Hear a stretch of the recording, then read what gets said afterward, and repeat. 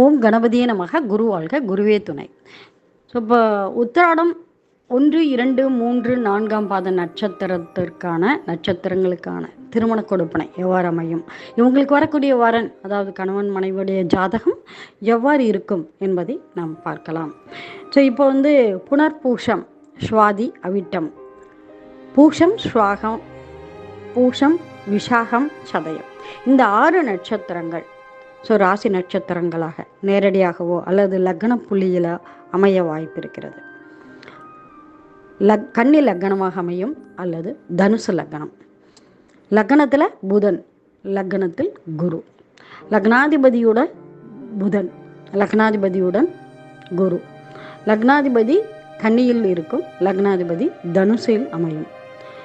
இவ்வாறு அமைப்புள்ள ஜாதகமும் மேலும் பாவத்தொடர்புகளில் சேர்க்கை பார்வை பெற்றிருக்கும் சொல்லியிருக்கேன். இந்த ராசி நட்சத்திரத்தில் மேலும் 1 6ஆம் பாவ தொடர்பு பெற்றிருக்கலாம்,